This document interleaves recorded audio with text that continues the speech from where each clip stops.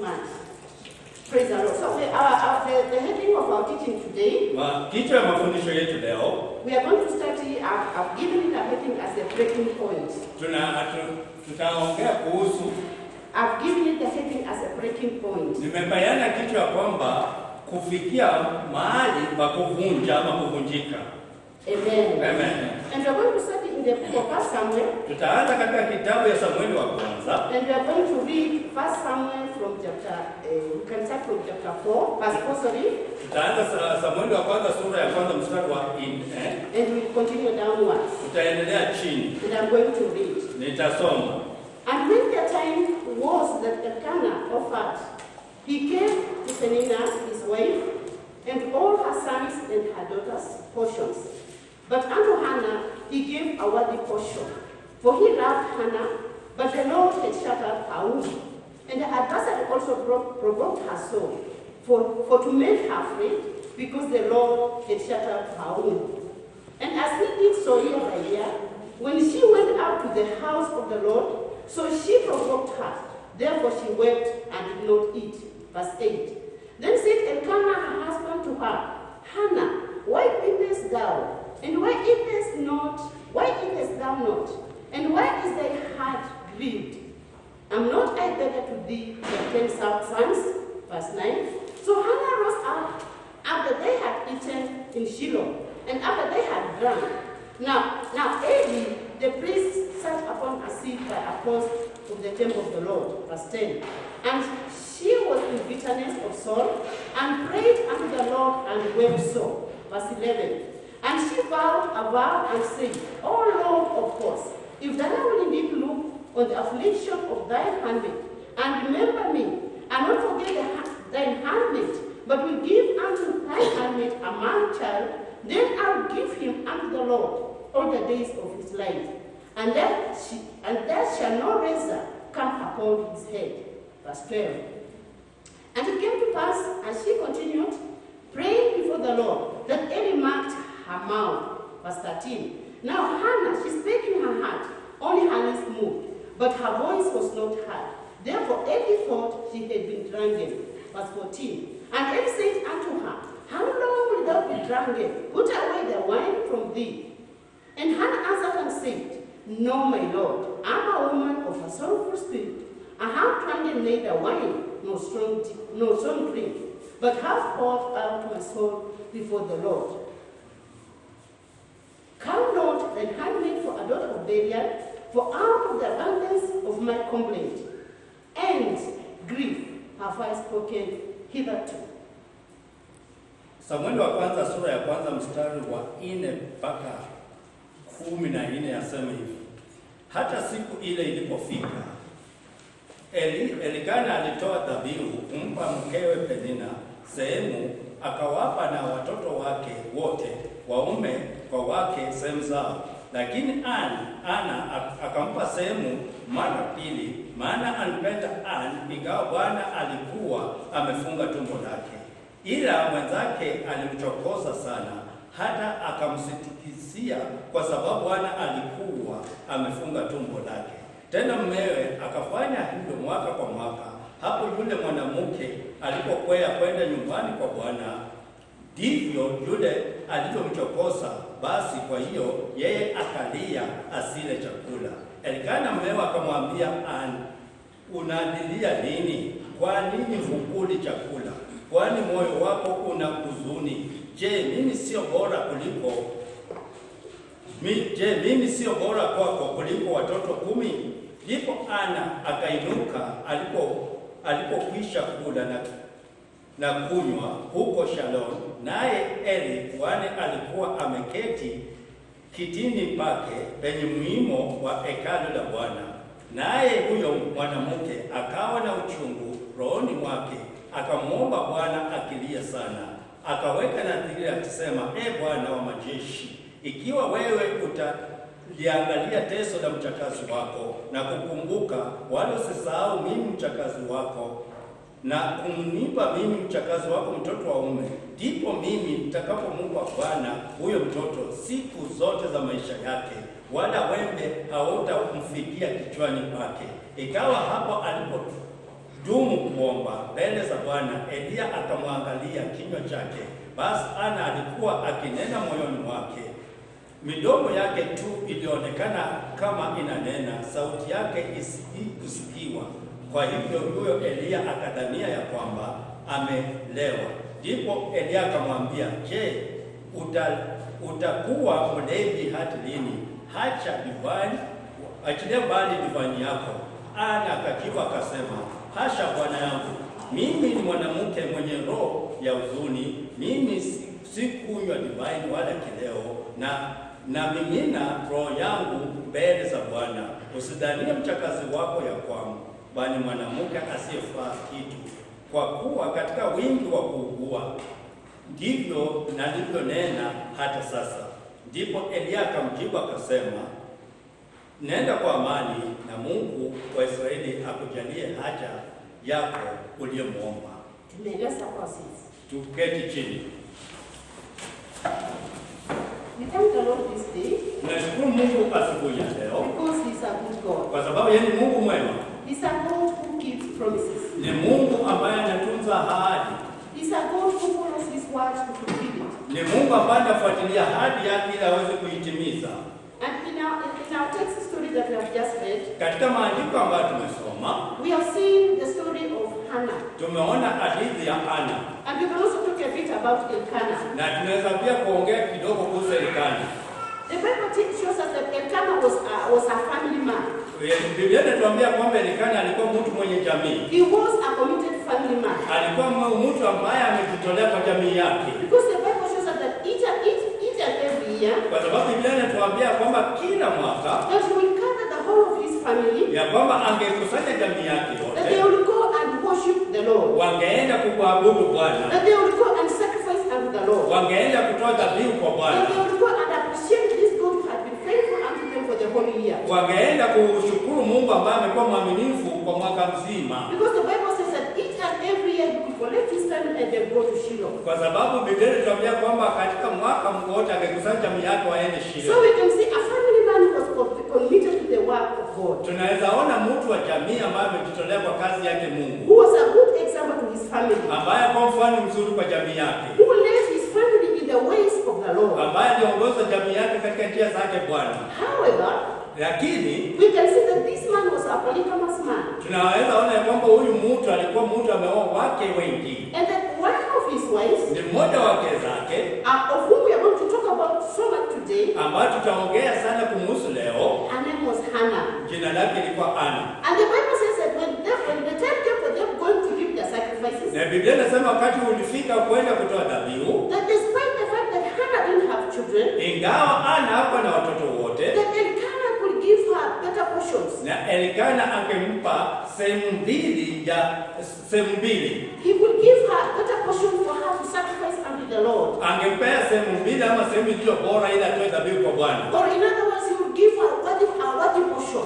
Kwa maana nyingine angempatia sehemu ambayo ilikuwa inastahili. And in the mind of Elkanah, Na katika mawazo ya Elikana, he knew deep down in the heart of Hannah, alijua kwamba ndani ya moyo wake Anna was a woman of sorrow. Ana alikuwa mwanamke mwenye uchungu. And so in giving this a worthy portion to Anna, Katika kupeana hii sehemu mbili ama ya inayostahili kwa Ana, it was like in a way of comforting her. ilikuwa njia ya It kumfariji, was in a way of making her feel worthy. ilikuwa njia ya kumwonyesha kwamba It yastahili, was a way of making her feel that she's part of that family. ilikuwa njia ya kumwonyesha kwamba alikuwa sehemu ya jamii hiyo.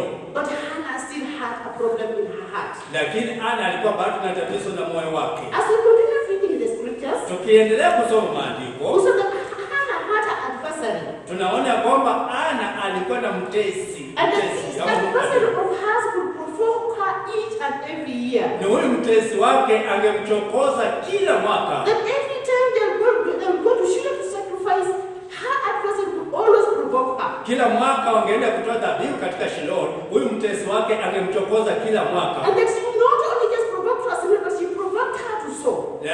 Hakumchokoza tu, lakini alimfanya au na huzuni mwingi. That each and every time when it was a time for going to give sacrifice, Anna had that sorrow in her heart. Ya kwamba kila mwaka angetoa dhabihu zake, Ana alikuwa na huo huzuni ndani ya moyo wake. Because you always remember that this is the time that my brother is going out to start a attacking me. Kwa sababu alijua kwamba hii ilikuwa wakati mtezi wake angemshambulia. But Hannah had a heart that we are going to look at. Lakini Ana alikuwa na moyo ambao tutatazama. That despite the so many trips they've been to Shiloh, Ya kwamba mara kadhaa ambao walienda Shiloh. there was a time that Anna had to make a point.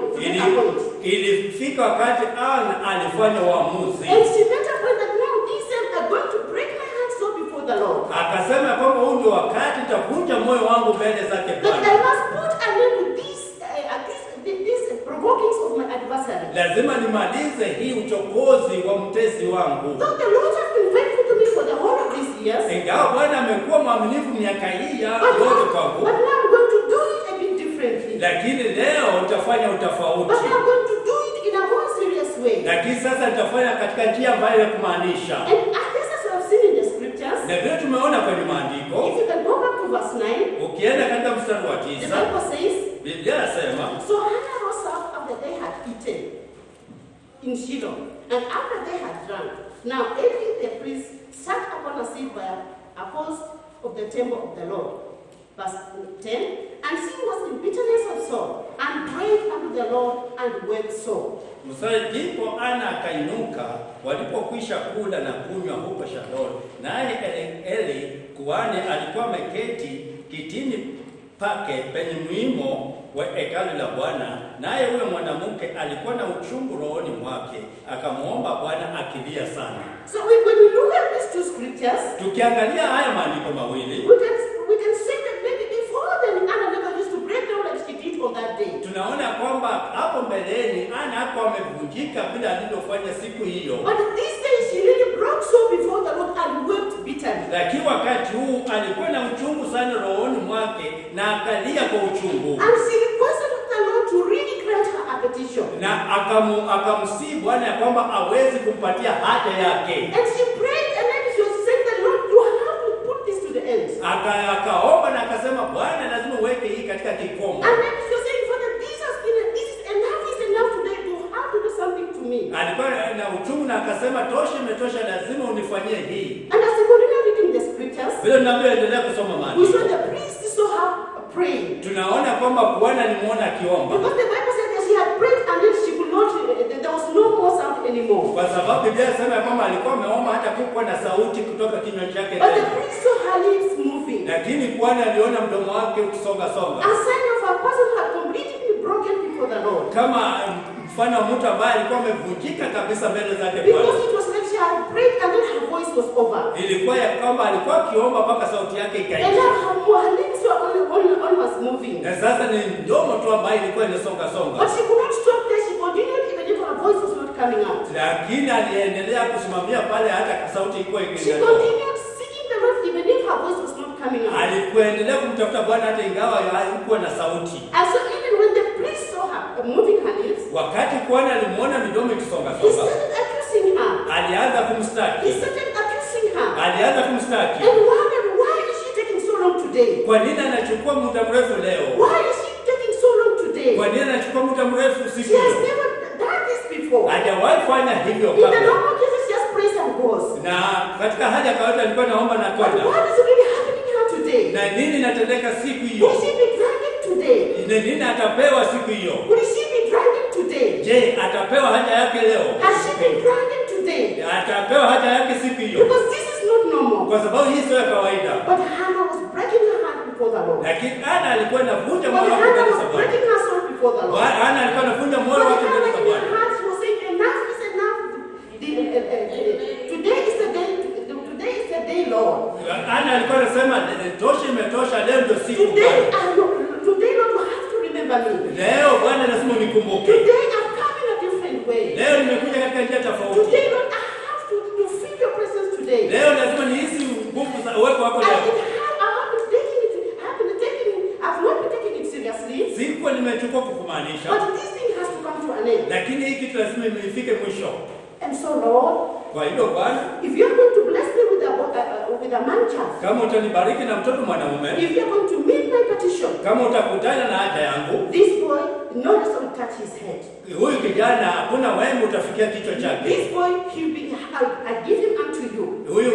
Huyu kijana atakuwa All kuhani the days kwako of your life. siku zake za maisha yote, All the days of his life. siku za maisha yake And yote. then Eli now came to the realization, because he was a man of God. Na Eli akafikia mahali akaamua ya kwamba kwa sababu alikuwa mtumishi wa Bwana, He said that this is different. akasema hii ni tofauti. Anna is now in a different, Anna is doing it more differently today. Ana anafanya kwa njia tofauti leo. And so may the Lord grant you your petition. Kwa hivyo Bwana akupe haja And so he yako, spoke a blessing upon Anna. kwa sababu alinena baraka juu ya And so Ana. Eli now spoke a blessing upon Anna. Eli alinena baraka juu ya Ana, He stopped accusing her, aliacha kumstaki but now spoke a blessing upon na Hannah. sasa ananena baraka juu ya Ana, Because Hannah had completely broken herself before the kwa Lord. sababu maana alikuwa amevunjika kabisa mbele za Bwana. Praise the Lord. Amen. Praise the Lord. Amen. The Bible says that each and every year, Elkanah would organize his family and they'd go to Shiloh. Na Biblia inasema kwamba kila mwaka Elikana angekusanya jamii yake na waende Shilo.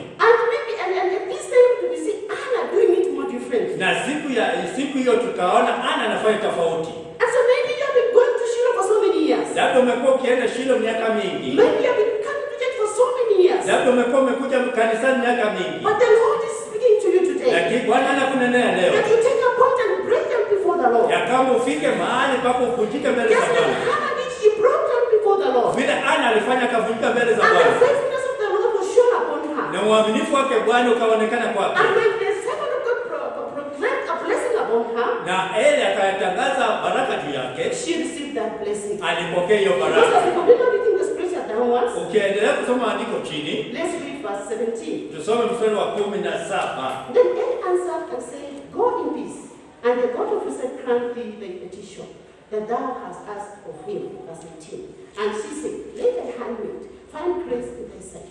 So the woman went her way and did eat, and her countenance was no more sad. Verse 19. And they rose up in the morning early and worshipped before the Lord, and returned and came to their house to Ramah. And Elkanah knew Hannah his wife, and the Lord remembered her. Mstari wa 17 anasema hivi, ndipo Eli akajibu akasema, nenda kwa amani na Mungu wa Israeli akujalie haja yako ulivyomuomba. 18 naye akasema, mchakazi wako na aone kibali machoni pako. Basi huyo mwanamke akanenda zake, naye akala chakula, wala uso wake haukukunjumana tena. Wakaondoka asubuhi na mapema, wakasali mbele za Bwana, kisha wakarejea na kufika nyumbani kwao huko Rama. Eli akamjua mkewe Ana, naye Bwana akamkumbuka. Praise the Lord. Amen. We see Hannah receiving her petition. Tunaona Ana anapokea haja We see yake. the Lord remembering Hannah. Tunaona Bwana akakumbuka Ana. We see the word of the Lord being fulfilled in the life of Hannah. Tunaona neno la Bwana linatimizwa maishani mwa Ana. Praise the Lord. Amen. So you might be like Hannah of today. Labda wewe ni Ana wa siku za And leo. maybe you have stayed in the church for so many years. Labda umekaa kanisani miaka mingi. And maybe you have been going to Shiloh for so many years. Labda umekuwa ukienda Shilo miaka mingi. And down in your heart you have been feeling, I've been faithful in the church for these so many years. Labda umekuwa mwaminifu mkanisani miaka hii nyingi. But nothing is happening in my life. Lakini hakuna kile kinatendeka ndani But ya maisha I'm yako. not receiving the petitions before the Lord. Labda hujapokea haja zako mbele za I've Bwana. been faithful in the work of God. Na wewe ni mwaminifu kazini mwake I've Mungu. been faithful in doing His work. Nimekuwa mwaminifu kutenda kazi yake. But it looks like nothing is happening in my heart. Na hakuna chochote kinatendeka It maishani looks mwangu. like the Lord's not lifting me from where I've been for these years. Inaonekana kama Bwana niinue mahali nimekuwa miaka hii yote. Praise the Lord. Amen.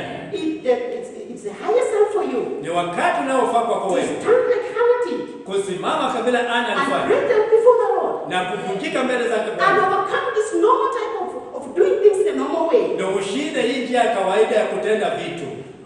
And the Lord is going to remember you. Na Bwana atakukumbuka. Because the same Lord who remembered Hannah Kwa sababu yule Bwana is alivyomkumbuka the same Hana. God we serve today. Ndio yule Mungu And namtumikia the leo. Bible says that He follows His word to fulfill it. Na yeye Biblia inasema kwamba anatimiza He neno follows lake His word to kutimiza. accomplish it. Na anatimiza ili litendeke. He follows His word to accomplish it. Anafuatilia neno lile And He litimike. followed His word in the life of Hannah and accomplished it. Na alifuatilia neno lake katika maisha ya Hana So your nikatimika. trip to Shiloh are not going to be in vain. Na kwenda kwako Shila sio kwa bure tu. The timing of the Lord is very nigh. Na wakati wake Bwana uko karibu. Are you going to break them before the Lord? Je, utaleta hiyo wakati Are you going to unaweza? seek this God in a more different way? Je, utafanya katika njia Are you tofauti? going to become more serious in seeking this God? Wewe utafanya kumaanisha Are you kumpokea going to huyu be Bwana. committed to receiving this God? Wewe utafanya kabisa Are you kumpokea going huyu to Bwana. put up a difference in the way you'll be doing the things of God? Utafanya utofauti vile ulivyokuwa unafanya vitu maishani mwako. Hannah came to a point Kwa sababu Ana alifika and she said, mahali. enough is enough. Akasema tosha imetosha. Enough is enough. Tosha imetosha. The adversary had Penina, you should know that I serve a living God. Mtesi wangu Penina ulikuwa lazima namtumikia Mungu aliye You know, hai. there is a God in heaven that is alive. You know, there is a God in heaven who is living. Kuna Mungu mbinguni ambaye yu hai. And he has been seeing my sorrows. Na amekuwa akiona huzuni And wangu. he has been seeing my tears. Ameona machozi yangu. And he has been seeing my bitterness. Ameona uchungu But wangu. today I want to take those bitterness not to you, Penina, but I want to bring them before the Lord. Sitaki kuleta hiyo uchungu mbele yako Penina, lakini nataka nilete mbele Because I know Bwana. the Lord has my answer. Kwa sababu najua Bwana kuna And jawabu if yangu. the Lord has my answer, Najua Bwana kuna jawabu he yangu. has my petitions in his hands. Hakuna haja zangu mikononi And mwake. he's going to fulfill it. Naye And he's atatimiza. going to fulfill Na it. atatimiza. Praise the Lord, church. Amen. Praise the Lord, church. Amen. So the Lord has your petitions. Kwa hivyo Bwana kuna haja zako. He has your petitions in his hands. Hakuna haja zako But mikononi are you going mwake. to be more a bit committed? Nao ukijitoleza. Are you going to be more serious with the things of Je, God? utamaanisha na vitu Are vyake you going to Mungu? be more serious with the things of God? Utajitoleza zaidi kwa vitu vyake Because Mungu. Hannah chose to do it more differently. Kwa sababu Ana aliamua kufanya tofauti. And she received her petition. Na akapokea haja yake. Praise the Lord. Amen. Praise the Lord. Amen. Praise the Lord, church. Praise the Lord, church. We still have a good God. Tunamtumikia Mungu We aliye still have a God who loves us. tunatumikia Mungu anayejibu. And when we cry out tears, he sees it. Wakati nalia machozi anaona. And when we are having a time where we are happy and saying that the Lord is seeing it. Wakati kuna wakati mgumu tunatoa machozi Bwana yaona. Praise the Lord. Amen. Because he saw all the bitterness, all the times that the battle of God was provoking her, the Lord saw us, knew it all. Kwa sababu tunaona Bwana aliona kuchokozwa kwake yule mtesi wake Ana Bwana And so aliona. the Lord granted her a petition. Na Bwana akampa haja yake. Praise the Lord. Amen. Praise the Lord. Amen. Praise the Lord, church. Amen. Praise the Lord. Amen. Praise the Lord. Amen. We are also going to have a look at another story Tutaangalia hadithi nyingine in the book of Mark, katika kitabu ya Marko, Mark 14. Marko 14. We are going to have Mark 14, chapter 3 to verse 9. Chapter 14, verse 3 to 9. Tunasoma Marko 14 mstari wa 3 hadi 9. Yeah, read this way. Inasema hivi: naye alipokuwa Bethania nyumbani mwa Simoni mkoma ameketi chakulani, alikuja mwanamke mwenye kibawati cha maramu ya nondo safi ya dhamana nyingi, akakivunja kibawati akamimina kichwani pake. Palikuwa na watu waliochukizwa katika nafsi zao wakisema, kwani kupoteza maramu namna hii?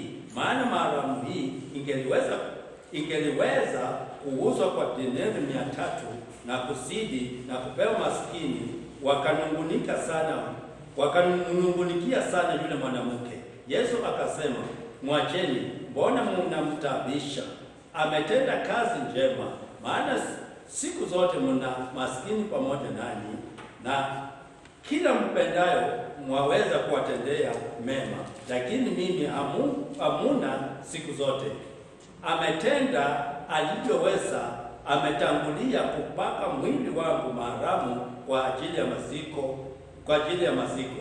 Amini nawaambieni, kila ihubiriwao Injili katika ulimwengu wote, hii aliyotenda hiyo itatajwa kwa kumbukumbu lake. Praise the Lord. Amen. In the book of Mark, chapter 14, verse 3 to 9, Katika kitabu ya Marko 14:3 mpaka 9, we study of another lady tunaona mwanamke mwingine that came with alabaster box. alikuja na kibahati cha maramu.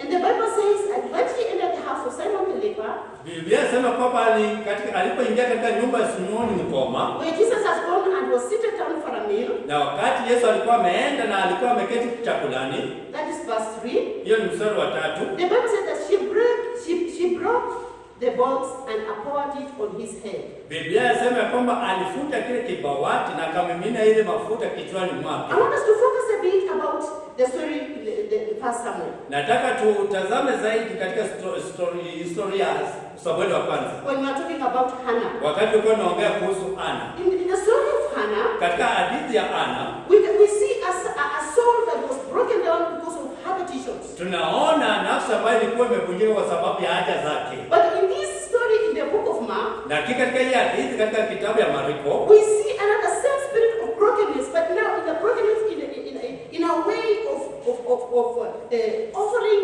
thanksgiving, offering, anointing the Lord and appreciating the Lord. Tunaona hadithi hii katika njia tofauti, katika njia ya Bwana ya kwamba yeye alikuwa anatoa shukrani zake kwa Bwana. The story, when we talk about this story, this lady, wakati naongea kuhusu dada huyu, and most scholars say they always say she was Mary. Na wasomi wengi wanasema ya kwamba alikuwa Mariamu. And when we study the story of this lady who was Mary, tukatazama hii hadithi ya Mariamu, we know that the Lord brought her from far. Tunajua ya kwamba Bwana alimleta kutoka mbali. The Lord delivered her from so many demons. Na Bwana alimkomboa kutoka kwa mapepo mengi. In other words, she received a healing from the Lord. Kwa maneno mengine alipokea uponyaji kutoka kwake Bwana. And so this lady had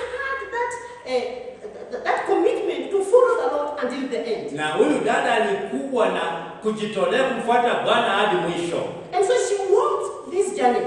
Kwa hivyo alitembea safari hii. And so when Jesus was in Bethany, wakati Yesu alikuwa katika Bethany, having a meal in the house of Simon the leper, akiwa anakula chakula katika nyumba ya Simoni Mkoma, this lady now comes in. Huyu dada sasa anaingia ndani. And now she comes in a different person. Anaingia ndani akiwa mtu tofauti. She comes in with an alabaster box full of a very expensive ointment. Anakuja na kibahati cha Mariamu ambayo ilikuwa ya thamani nyingi. And she breaks the bottle and anoints the Lord. Na anavunja chupa na anampaka Bwana. She anoints the Lord, and the people who are around that house, they started murmuring. Wakampaka Bwana mafuta na watu katika nyumba hiyo wakaanza kunung'unika. They started complaining. Wakaanza kulalamika. Why is she wasting it? Kwa nini anapoteza This is so bure? expensive. Hii ni ya dhamana sana. This is so precious. Hii ni ya dhamana. It's supposed to have been sold and to be given for the poor. Ingefaa iuzwe na ipatiwe maskini. But Jesus answers them. Lakini Yesu anawajibu. Praise the Lord. Amen. In verse 6, Jesus answers these people. Katika mstari wa 6 Yesu anajibu watu hao. And Jesus said, na Yesu akasema, let her alone. Mwacheni. Why trouble her? She had wrought a good work on me. Mbona mnadhabisha? Ametenda kazi njema. We see now she's coming before the Lord in a different way. Sasa naona anakuja mbele za Bwana katika njia tofauti. She's coming broken before the Lord in a different way. Anakuja akiwa amevunjika katika njia tofauti. She's coming before the Lord to offer her best. Amekuja ili atoe yake iliyo bora. And with a broken spirit, she's offering her all. Katika moyo ambao umevunjika anatoa yote. She offers the best to the Lord. Anatoa yaliyo bora mbele zake And Bwana. there's something so unique with this lady. Wakati nakutana huyu dada. Because when these people were complaining, wakati hao watu walikuwa when these wananung'unika, people were murmuring, wakati hao watu walikuwa this wananung'unika, lady, she had a revelation of the times that Jesus was in. Huyu dada alikuwa na ufunuo wakati Yesu alikuwa That ndani mwake. Jesus was heading for his death. Yesu alikuwa anakaribia kifo That chake. Jesus was heading to be buried. Yesu alikuwa anaenda kwa kuzikwa kwake. And Jesus says, let her alone. Na Yesu akasema mwacheni. She has done a good thing. Ametenda kazi njema. She has understood the times. Yeye ameelewa nyakati. She understood the season. Yeye alielewa majira. They are in connection with her. Ambaye kuna kuunganika naye. Jesus was telling these people, we are in the same spirit with her. Ni kama Yesu alikuwa anawaambia wao watu tuko katika kuunganika na yeye. Just leave her alone. Wewe mwache peke yake. She knows what she's doing. Anajua kila anatenda. She knows where she has come from. Anajua mahali ametoka. She has a reason to break them before me. Alikuwa na sababu ya kuvunjika She mbele has zangu. a reason to break that most precious perfume before me. Alikuwa na sababu ya kuvunja hiyo maramu ya Because she zamani knew mbele where zangu. I drew her from. Kwa sababu anajua mahali nilimtoa. She is special to me. Yeye ni mahali kwangu mimi. And in verse 7 the Bible says, Katika mstari wa 7 Biblia Jesus inasema, now condemns these people. Yesu anahukumu watu hao. He tells them, Anawaambia, for ye have the poor with you always. maana siku zote mnao maskini. And whatsoever you will, you may do them. Na wakati wowote mpendao mnaweza kuwatendea mema. But me, you have not me always. Lakini mimi ni amumo siku zote. Praise the Lord. Amen. And so Jesus was telling these people, Yesu alikuwa anaambia watu hao, just leave her alone. wewe mwacheni peke The yake. poor will have them all of your times. Maskini mtakuwa nao The nyakati poor zote. will leave them all of your days. Wakati wote mtakuwa na But me, maskini. I have got a very short period with you. Lakini uko na wakati mfupi ni But kuishi it naye. looks like even within this short period, you are not understanding. Katika hali ya mwelewi. You are not understanding. Amwelewi. But this lady, she understands. Lakini huyu dada anaelewa. She understands the times. kwa nyakati. She has a connection with me.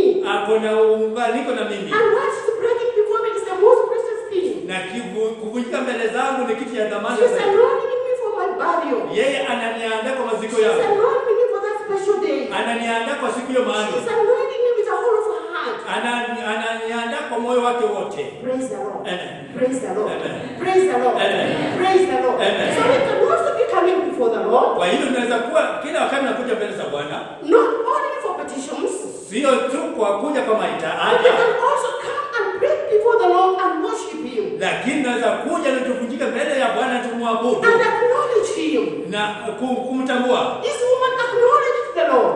Huyu mwanamke alitambua Bwana. This woman appreciated the Lord. Huyu mwanamke alishukuru This Mungu. woman offered her best to the Lord. Alitoa yaliyo bora And kwa so we can Bwana. also come broken before the Lord Akakuja amefunga mbele za and Mungu offer our best to the na Lord. kutoa yaliyo bora And mbele za offer our Mungu souls before the na Lord. kutoa nafsi zetu And mbele za offer our Mungu worship before the na Lord. kuabudu mbele za And Mungu offer our sacrifices before na the kutoa Lord. dhabihu zetu And mbele za Mungu acknowledge Him as our Lord and God. na kumtambua kama Bwana wetu na Mungu wetu, Because we understand the times. kwa sababu naelewa nyakati. This lady understood the times. Huyu mwanamke alielewa And nyakati she has a connection with the king. na alikuwa na kuunganika na mfalme. We can also have that opportunity. Tunaweza kuwa na hiyo nafasi Of pia having a connection with the King of Kings. na kuwa na uunganiko na mfalme wa Having a falme connection with the Lord of Lords. na kuwa na uunganiko na Bwana And wa we can Bwana come and break down before Him. na kuja kufunga mbele And zake offer our best to Him. na kutoa yaliyo And mbele offer bora our mbele all to zake Him. na kuongea na yeye And offer our all to Him. na kutoa yote mbele zake, Because probably kwa sababu labda that alabaster box, that box that this woman had, ile kibwata huyu mwanamke aliyokuwa nayo was her only possession. labda ndio ilikuwa kiti yake ya dhamana That was peke her yake, only possession. ilikuwa kiti yake ya dhamana. Praise the Lord. Amen. So we can also come broken before the Lord. Tunaweza kuja tufungie mbele And zake love Him with the whole of our hearts. na kumpenda na mioyo zetu zote And give Him our hearts. na kumpatia mioyo zetu And love Him in a way that I've never done it. na kumpenda kwa njia ambayo haijawahi tendeka, Because she never listened to the murmurings. kwa sababu yeye hakusikia manunguniko, She never listened to the murmurings. yeye hakusikia She manunguniko, never had her ears to listen to the murmurings. yeye hakuacha sikio yake But she isikie was focused manunguniko, on loving this God. lakini mtazamo wako ulikuwa kupenda She huyu was Mungu. focused on fulfilling her mission on this God. Mtazamo wako ulikuwa kutimiza Because haja yake mbele this zake, God had drawn her from far. kwa sababu huyu Mungu alikuwa amemtoa mbali. Praise the Lord. Amen. Praise the Lord. Amen. We can also love this God Hata sisi tunaweza kumpenda huyu Mungu and offer our best. na kutoa yaliyo bora. And when we connect these two stories, Wakati tunaunganisha hizi za hizi, remember when Hannah was in deep prayers, kumbuka wakati Ana alikuwa katika maombi ya Eli ndani, was like provoking or maybe laughing at her. labda Eli alikuwa anamchekelea. Eli was like telling her, what are you doing? You're just wasting time and so now just walk out and go. Eli alikuwa ni kama anamwambia ni wakati umetosha, wewe toka niende. Eli was like murmuring at the way Hannah was so broken before the Lord. Eli alikuwa ananungunika vile Ana alikuwa amevunjika mbele zake Bwana. And this woman also in the book of Matthew, Na huyu mwanamke katika kitabu ya Marko, at a time when she was breaking that alabaster box, wakati alipokuwa anavunja kile kibawati, we can also see that she met people who are murmuring at it. tunaona kwamba kuna watu walikutana nao walikuwa So don't na let anything stop you from doing the will of God. usiache chochote kuzuia kutenda mapenzi yake Don't Mungu. let anything come between you and your relationship with your God. Usiache chochote ikuje kati yako na uhusiano wako na Don't Mungu. let anything become an obstacle in you serving this God. Usiache chochote kiwe kikwazo wewe kumtumikia Mungu. Because we saw this with Eli, Kwa sababu tuliona ine and we see this with these men who are surrounded Christians at the table na tunaona hii kitu na wale walikuwa wanamzunguka Yesu mezani in the house of Simon the leper. katika nyumba ya Simeoni. So we can worship this God. Wakati naabudu huyu We Mungu, can be broken before this God. wakati tunavunjika mbele ya huyu We can Mungu, surrender all to this God. wakati tunajitolea yote We mbele can ya say, huyu you Mungu, are worthy, our God. They can say, you are worthy, our God. tunasema wastahili kwa Bwana. Praise the Lord. Amen. And so sometimes we can even be calling people here at the altar, Sasa hii inaweza kuwa tunaita watu hapo madhabahuni, not to bring their petitions, sio kuleta haja zao, but just thank this God. lakini kushukuru tu huyu We Mungu, just worship this God. kumwabudu huyu We Mungu, just bless this God. kumbariki huyu We Mungu, just offer our best to this God. kutoa yaliyo bora mbele za huyu Because He Mungu, has been faithful. kwa sababu amekuwa mwaminifu, He has been faithful. amekuwa mwaminifu, He has held us with His great hand. ametushikia mkono wake mkuu. Praise the Lord. Amen. Praise the Lord. Amen. Praise the Lord, church. Amen. Praise the Lord, church. Amen. Praise the Lord, church. Amen. We can remember very well Tunaweza kumbuka vyema when this pandemic was starting in March. wakati ugonjwa ulianza katika mwezi wa 3. We could see over news people just dropping and dying. Tuliona katika magazeti watu wanaanguka tunakufa. But this one the Lord has withheld us with his mighty hand. Lakini umbali ndio Bwana ametushika na mkono wake. Even as we mix and mingle around with these people who are going to work or moving around. Kwa vile tunakutana na kuchangamka na hao watu ambao wanaenda kazini. Because we don't know who is sick and who is not sick. Kwa sababu tujui nani mgonjwa na nani sio mgonjwa. We have not dropped down and died. Tujawahi anguka chini na kufa. The Lord has withheld us. Bwana amekuwa akitushikilia. The Lord has fought for us. Bwana amepigana nasi. Even when the times have been difficult. Hata kama wakati ulikuwa mgumu. Even when we didn't know that we will wake up tomorrow. Hata wakati kujotamuka kesho. The Lord has been faithful. Bwana amekuwa He mwaminifu. has given us yet another day to live. Ametupa siku nyingine kuishi. We can just come here and offer a sacrifice of thanksgiving. Je, waweza kuja na kutolea dhabihu ya kumshukuru? We can break our alabaster boxes before the Lord and worship him. Na kuvunja mioyo zetu mbele za Bwana na kumwabudu. Praise the Lord. Amen. Because he has been a good God. Kwa sababu amekuwa Mungu He mwema. has been a faithful God. Amekuwa Mungu He has mwaminifu. been a worthy God. Amekuwa Mungu He has anayestahili. been a faithful God. Amekuwa Mungu In our mwaminifu. lives, he has been a faithful God. Katika maisha yetu amekuwa There is Mungu nothing that mwaminifu. we can pay for that faithfulness. Hakuna kitu But we tunachomlipa can kwa sababu ya pour our uaminifu. spirits, our souls before him. Lakini kutoa roho zetu na nafsi zetu mbele zake And just bless him. na kumbariki And just worship him. na kumwabudu And just magnify him. na And kumtukuza tell him you are worthy. mpaka kumwambia You yuwastahili. are faithful. Wewe ni There mwaminifu. is none like unto you. Hakuna yoyote You kama wewe. are worthy of honor. Wewe wastahili You are heshima. worthy to be exalted. You Wanastahili are worthy to be kuinuliwa. magnified. Wastahili You are worthy to be kutukuzwa. glorified. Wastahili There is no kutukuzwa. other God but you. Hakuna Mungu You are the King of Kings. Wewe ni mfalme We wa Bwana. worship you, Lord. Tunaabudu We Bwana. worship you, Lord. Tunaabudu We Bwana. love you, Jesus. Tunakupenda We Yesu. love you, King of Kings. Tunakupenda mfalme wa falme. You have been on our side. Kwa sababu umekuwa upande wetu. If you have not been on our side, Kama ungekuwa upande wetu, we would have been consumed. tungekuwa tumekuliwa. Praise the Lord. Amen. Praise the Lord. Amen. So we see a brokenness of thanksgiving. Tunaona roho ya kuvunjika ya kutoa A shukrani brokenness of honoring the Lord. na roho ya kuvunjika ya kumheshimu A Bwana. brokenness of exalting the Lord. Roho ya kuvunjika ya A kumwinua Bwana. brokenness of showing that surely He is Lord. Roho ya kuvunjika kuonyesha kwamba kwa hakika yeye ni Bwana. And what did the Lord say to these people? Nini Bwana aliambia watu hao? In verse 9 we see, Katika mstari wa 9 the tutaona Bible says, Biblia inasema, this tells them, verily I say unto you, whatsoever this gospel shall be preached throughout the whole world, this also that she had done shall be spoken of for memorial of her. amini nawaambieni, kila ihubiriwayo Injili katika ulimwengu wote, hii aliyotenda huyu litatajwa kwa kumbukumbu lake. Praise the Lord. Amen. Praise the Lord. Amen. Praise the Lord. Amen. We can also build a memorial Tunaweza before the Lord. jenga mnara wa ukumbusho mbele zake We Bwana. can also build a memorial before the Lord. Tunaweza jenga kumbukumbu mbele zake Because Bwana. this woman with the alabaster oil was just a human being like us. Kwa sababu huyu mwanamke na kidwati cha marama alikuwa tu And mwanadamu because we kama appreciate the fact that the Lord has brought us, kwa sababu wakati napo kumshukuru Mungu umbali we can ametuweka, also determine in our hearts tunaweza amua ndani ya mioyo that zetu we are also going to do it in a way ya kwamba tutatenda katika njia that will be a memorial to be remembered by generations and generations to come. ambayo itakumbukwa katika vizazi na vizazi ambavyo vyaja. Because Jesus told these people Kwa sababu Yesu aliambia watu hao that whatever she has done ya kwamba kila alikuwa ametenda will be a memorial and will be spoken of whatever the gospel will be preached. itakuwa inaneneo mahali popote Injili itahubiriwa. Praise the Lord. Amen. Praise the Lord. Amen. So we see a brokenness of faithfulness, Kwa hiyo naona kuvunjika kuwa mwaminifu. a brokenness of thanksgiving, Tunaona kuvunjika kwa kushukuru, a brokenness of honoring the Lord, kuvunjika kwa kumheshimu Mungu, a brokenness that shows us how the deep relationship that this lady had with the Lord Jesus Christ. kuvunjika kuonyesha uhusiano wa ndani ambayo kina dada walikuwa nao na Bwana Then wetu. when these people were murmuring, she knew what she was doing. Wakati hao watu walikuwa wananung'unika, alijua kile alikuwa anatenda. Praise the Lord. Amen. Praise the Lord. Amen. Praise the Lord, church. Amen. You just do what you're doing because don't let people discourage you. Wewe fanya kile waweza, usiache watu wakushushe Don't let chini. it be coming between you and you're serving the Lord. Usiache watu wakuje kati yako na kumtumikia Bwana. Because in so doing, you might be building a memorial.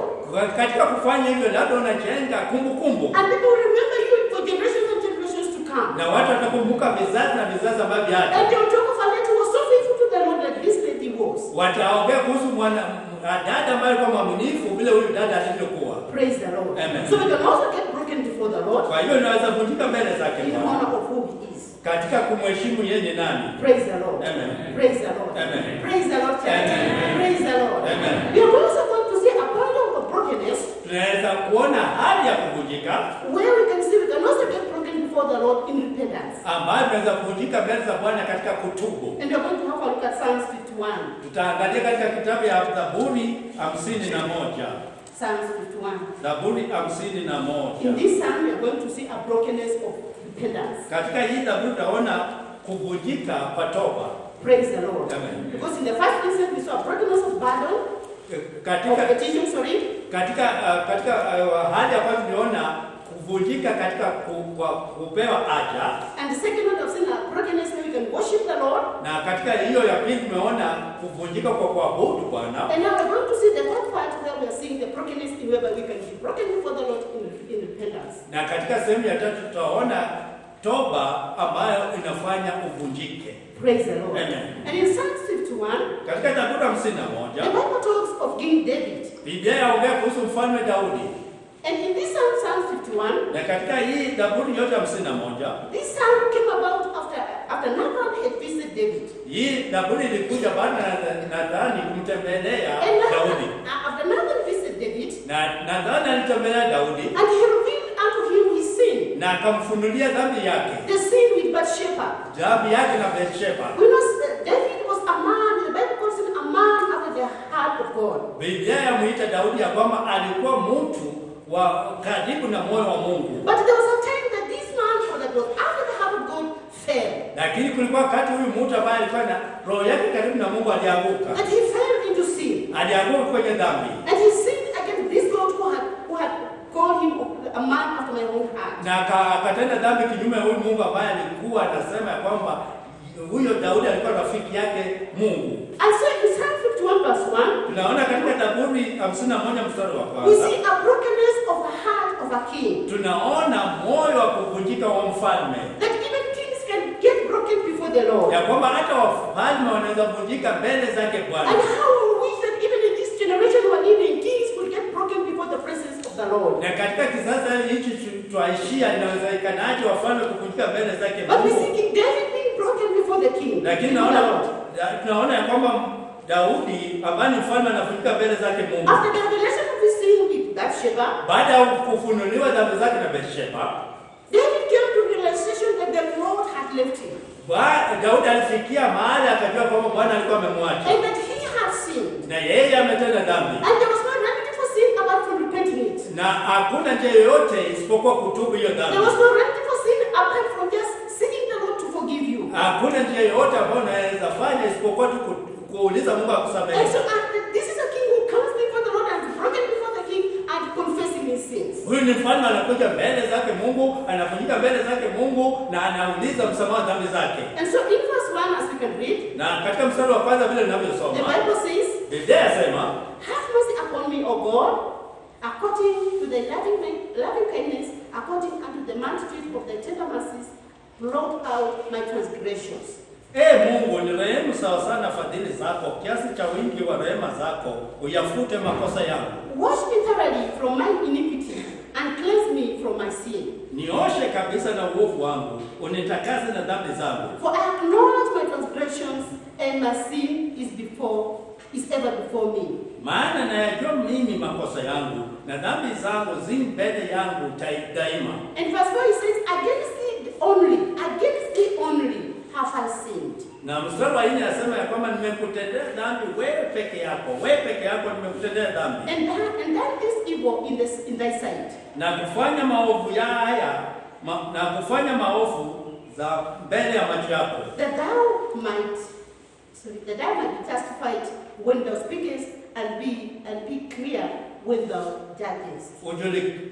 Wewe ujulikane kuwa mwenye haki unenapo na kuwa msafi utoapo hukumu. In verse 5 he says, behold, I was shapen in iniquity, and in sin did my mother conceive me. Na mstari wa 5 anasema, tazama mimi naliumbwa katika hali ya uovu, mama yangu alinichukua mimba atiani.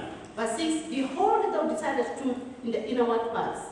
Na mstari wa 6, tazama wapendezwa na ukweli ulio moyoni. And in the hidden part thou shalt make me to know wisdom. Nawe utanijulisha hekima kwa siri. Verse 7, purge me with hyssop and I shall be clean. Mstari wa 7, nioshe kwa hysopu nami nitakuwa msafi. Wash me and I shall be whiter than snow. Unioshe mimi nami nitakuwa mweupe kuliko theluji. Make me to hear joy and gladness, that the bones which thou hast broken may rejoice. Unifanye kusikia furaha na shangwe, mifupa ulioponda ifurahie. Praise the Lord. Amen. So in verse 8 we see a man who had even his bones broken. Katika mstari wa 8 naona mtu ambaye hata mifupa yake ilikuwa imevunjika. That he could not even be able to stand again before the Lord. Ya kwamba angeweza hata kusimama tena mbele zake Bwana. And he is sick, he is pleading with the Lord to remember mercy, to forgive him. Na anamsihi Mungu amkumbuke na rehema zake na And msamehe. he's reminding the Lord that the Lord sees even the inner parts of hidden things. Tunaona akimkumbusha Bwana ya kwamba Bwana anaona hata mambo yaliyo ndani yamefichika. And that he may again make him to stand and stand strong before him. Ili aweze kumfanya asimame mbele za Mungu akiwa mwenye That nguvu. the Lord may restore again his bones again, that like he used to stand before, that he will be able to stand before him. Bwana amwezeshe afanye mifupa yake iwe yenye nguvu ili aweze kusimama mbele ya Bwana. And verse 9 said, hide thy face from my sins and blot out all my iniquities. Na mstari wa 6 unasema ya kwamba usitiri uso wako, usitazame dhambi zangu, usifute hatia zangu zote. And verse 10 said, create in me a clean heart, O God, and renew a right spirit within me. Na mstari wa 10 unasema, Bwana niumbie moyo safi, ufanye upya roho iliyotulia ndani mwangu. Cast me not away from thy presence, and take not thy Holy Spirit from me. Usinitege na uso wako, wala Roho wako Mtakatifu usiniondolee. Praise the Lord. Amen. This is a cry of a person who was completely broken before the Lord. Hii ni kilio ya mtu ambaye alikuwa amevunjika kabisa mbele zake Mungu. He did not sweep his sins under the carpet. Yeye hakufagia dhambi zake chini ya zulia. And he did not say, after all, I'm a king, nothing can happen to me. Hakusema kwamba baada ya yote mimi ni mfalme, hakuna kitatendeka kwangu. Because he knew he had people who were surrounding him. Kwa sababu alijua alikuwa na watu ambao walikuwa wamemzunguka. He knew that his security was okay. Alijua kwamba walinzi wake walikuwa salama. He knew that nobody could come in and attack him. Alijua kwamba hakuna yule angekuja ndani na mshambulie. But in this Psalm 51, na katika hii Zaburi 51 we saw a heart of a broken man of God. Tunaona moyo wa mtu wa Mungu ambaye ulikuwa A umevunjika. heart of a man who's down to earth. Moyo wa mtu ambaye alikuwa chini katika ardhi. A man of whom the Bible is like, he said, those things were like he was just all over his body. Na mtu ambaye tunaona dhambi zilikuwa kama ziko katika mwili wake wote. And like he was not even able to do anything. Na hakuweza kufanya lolote. But to see this God, Lakini naona huyu Mungu, to get broken before this God, kuvunjika mbele za huyu Mungu, in the reference of who he is, that he may remember mercy upon him. ya kwamba tuweze kukumbuka yeye ni nani, ile naye atukumbuke. Because it was only the Lord who could remove this sin from the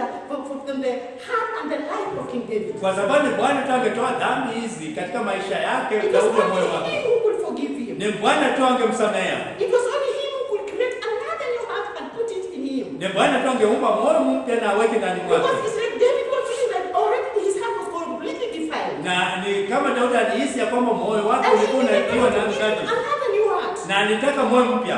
Another new heart. Moyo mpya. That will please the Lord. Na ingempendeza That Bwana. will be of use for the Lord. Na angetumika kwa And Bwana. it says in verse 7 that he pleading with them not to cast him away. Na anamsihi Bwana ya kwamba asimuondoe mbele za uso wake. Because out of your presence I've got nowhere to go. Kwa sababu mbele ya uwepo wake Bwana hakuna mahali pengine So yanaweza. even when we have sinned, Hata sisi wakati tunatenda dhambi, there is no other place to run to. hakuna mahali pengine There pa is no other kukimbilia. place to hide. Hakuna mahali pa kujificha. The best thing is to come boldly before the Lord. Kitu cha pekee ni kuja na kujisalimisha mbele ya To Bwana. stand like King David. Na kusimama kama mfalme To Daudi. seek the Lord like King David. Na kuketi kama mfalme And Daudi. Lord, withdraw your presence from me. Na useme Bwana usiondoe uwepo wako Because kwangu. it's only your presence that I need. Kwa sababu uwepo wako ni pekee na hitaji. Restore unto me the joy of my salvation. Nirudishie furaha ya wokovu My wako. salvation is no more. Wokovu wangu huko My tena. salvation has been divided. Wokovu wangu umetiwa My najisi. salvation has been is got spots. Wokovu wangu kuna madoa. It's dirty before you. Ni chafu mbele zako. But just restore it. Lakini wewe rejesha Bwana. Restore this salvation unto me. Rejesha wokovu And I wangu. continue as in you. Ili niendelee And I kupenda. continue being used of you. Ili niendelee kutumikiwa na wewe. I'm before you, Lord. I'm completely broken before you, Lord. Nimevunjika mbele zako. Because I've got nowhere to go. Kwa sababu sina mahali pa kwenda. I've got nowhere even to hide. Sina mahali pa kujificha. But this sin is so much on me. Hii dhambi iko juu yangu This zaidi. sin of Bathsheba is so much on me. Hii dhambi ya Bathsheba iko It juu has yangu. disconnected me. Disconnected me from you. Imevunja kuunganika kwangu na wewe. Praise the Lord. Amen. Praise the Lord. Amen. And so King David says in verse 12, Kwa sababu kwa hiyo mfalme Daudi alisema katika mstari wa restore 12, unto me the joy of thy salvation, nirudishie furaha ya wokovu and wangu. uphold me with thy free spirit. Unitegemeze kwa roho ya wepesi. Praise the Lord. Amen. Praise the Lord. Amen. We have to jump to verse 16 and 17 Turuke kwa mstari wa 16 na 17 as we finish. tunapomalizia. Verse 16, the Bible says, Mstari wa 16 Biblia sema, For thou desirest not sacrifice, maana upendezi na dhabihu, else will I have given. hao ningekutolea. Thou delightest not in burnt offering, Wewe hauridhishwi na sadaka za kuteketezwa. the sacrifices of God Dhabihu ya Mungu is a broken spirit, ni roho iliyovunjika, a broken and a contrite heart. moyo uliovunjika na kubondeka. Oh God, thou will despise. Mungu hutaidharau. Praise the Lord. Amen. Praise the Lord, church. Amen. Praise the Lord, church. Amen. So we see a heart of a broken king, Tunaona moyo wa mfalme ambaye amevunjika, seeking the Lord to forgive him. akitafuta Mungu amsamehe, With a broken heart, pouring the whole of his heart before the king. na moyo uliovunjika akimimina roho yake mbele ya That the Lord Mungu. may remember mercy. Mungu awe na rehema naye. That the Lord may restore his salvation unto him. Mungu amrejeshee wokovu. That the Lord may not take away his whole spirit from him. Mungu asimuondolee roho Because he mtakatifu cannot mbele do zake, anything without the spirit of God. kwa sababu hawezi kufanya chochote bila roho yake David Mungu. realized that there's nothing he could do without the spirit of God in him. Daudi alijua kwamba hawezi kufanya chochote bila And roho so he Mungu ndani prayed that mwake. the Lord will not take away the spirit Kwa from hivyo him. akaomba kwamba Bwana Mungu asimuondolee roho mtakatifu. Praise the Lord. Amen. Praise the Lord. Amen. And in verse 16 and 17 as we wind up, Na mstari 16 vile the ninapomalizia, Bible says, Biblia sema, Biblia the sema sacrifices of God dhabihu zake Mungu are a broken spirit, ni roho iliyovunjika, a broken and a contrite heart. moyo uliovunjika na kubondeka. Oh God, thou will not despise. Mungu hutaidharau. Praise the Lord. Amen. So as we come broken before the Lord, Vile ninavyokuja nimevunjika in mbele zake Mungu, repentance and seeking the Lord to restore our salvation, katika kutubu na kurejeshwa, let's do it sincerely. wacha tufanye na moyo Let's do mweupe, it from the depths of our heart. wacha tufanye kutoka ndani ya mioyo Because yetu, we cannot afford to lose our salvation. kwa sababu hatuwezi kugharamia kupoteza wokovu We wetu. cannot afford for the Holy Spirit to be taken away from us Tuwezi kuacha Roho Mtakatifu aondolewe kwetu because of our sins, kwa sababu ya dhambi because zetu, of our iniquities. kwa sababu ya uovu wetu. King David realized all that, Daudi alitambua hayo and he broke his soul before the Lord, na akavunja roho yake and mbele he za broke Bwana, his soul before na God, akavunja roho yake and mbele he za Bwana, broke his heart before na God, akavunja moyo wake mbele because za he Bwana, wanted restoration, kwa sababu alitaka urejesho, because he wanted to have that community he used to have with the Lord alitaka ile ushirika ambayo alikuwa naye na Bwana to continue. uendelee. Praise the Lord. Amen. Praise the Lord, church. Amen. Praise the Lord, church. Amen. Praise the Lord, church. Amen. We serve a good faithful God. Tunatumikia Mungu ambaye ni mwaminifu, A God of whom when we go unto him with our petitions, Mungu ambaye tutaenda kwake na haja zetu, like Hannah went with the Lord with her petitions. vile Ana alivyomwendea Bwana na haja The yake, Bible says the Lord fulfilled her petitions. na Biblia inasema kwamba Bwana alitimiza haja yake. Praise the Lord. Amen. When this woman came and brought the last foot before the Lord, Wakati yule mwanamke alikuja akavunja kibawati cha maramu mbele zake the Bwana, Lord said that that will become a memorial whatsoever the gospel of Jesus Christ will be preached. Biblia inasema kwamba hiyo ilifanyika kumbukumbu mahali popote injili ingehubiriwa, Praise the Lord. Amen. Because that thing touched the Lord. kwa sababu hiyo kitu ilikuza Bwana, It brought connection between her and the Lord. ilileta kuunganika kati ya huyo mwanamke na Bwana. What can we now say? Na Biblia inasema nini sasa? Tunaweza sema There's power in brokenness. kuna nguvu katika When we kuvunjika. break down before the Lord, Wakati navunjika mbele za there's Bwana, power in brokenness. kuna nguvu katika There's kuvunjika, power in brokenness. kuna nguvu katika kuvunjika. Praise the Lord. Amen. And so may the Lord help us.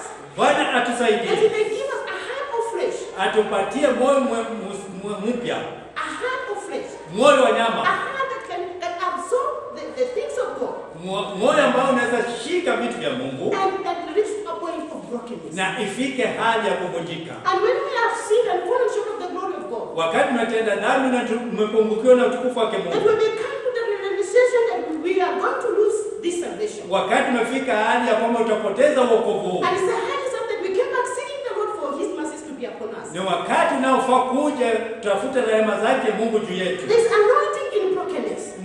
Kuna nguvu katika kuvunjika, There's anointing in kuna brokenness. upako katika Because kuvunjika, a person, as a man who is broken, anytime broken, he will always receive what he wants. kwa sababu mtu yeyote ambaye amevunjika atapokea chochote ambaye anahitaji. Even in the natural, when somebody comes and maybe has wronged you, Hata katika asilia, wakati mtu amekuja na amekutendea maovu and you discern that he's sincerely broken before you and are seeking for forgiveness and seeking for mercy, na anakuja akiwa amevunjika, anaomba msamaha, anaomba rehema, even in the natural, we always forgive. kila wakati katika asilia I'm tunasamehe, not saying it's over, let's continue. na kila wakati tunasema imeisha, wacha tuendelee. In this instance of this woman in the book of Mark, Katika hii tokee katika kitabu ya Marko, we see that she anointed the Lord with this expensive perfume. tunaona kwamba alimpaka Mungu Bwana na mafuta ama marama And the ambayo Lord ya karamu. appreciated this anointing because he was heading for his burial. Na Bwana alishukuru kwa hiyo upako kwa sababu alikuwa anaenda kwa waziki. She came broken before the Lord and anointed the Lord. Alikuja amevunjika na akampaka Mungu mafuta. So there's power in brokenness. Kwa hivyo kuna nguvu katika There is kuvunjika. anointing in brokenness. Kuna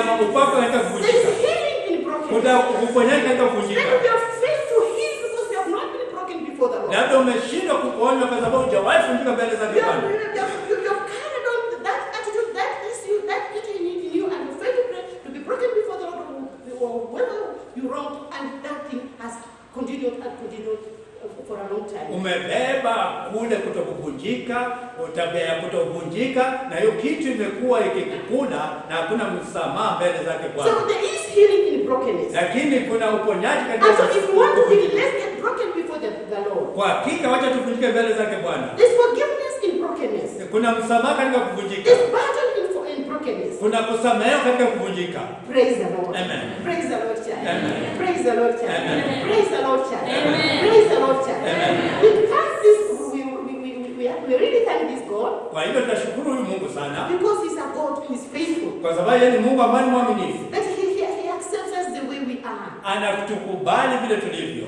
But He wants us to meet the qualifications or to meet the standards the standards of the Lord. Lakini anataka tufikie kiwango ama mahitimu yake Bwana. Because the Bible says that the Lord has never despised a broken heart. Kwa sababu Biblia inasema ya kwamba Bwana hata dharau roho iliyobondeka ama kuvunjika. Praise the Lord. Amen. So we are going to purpose as a people. Kwa hivyo tutakuweka katika makusudi yetu kama watu. That each and every time we come broken before the Lord. Ya kwamba kila wakati tunapokuja tumevunjika mbele zake And Bwana. just like I just said that most of the times we come broken before we have petitions.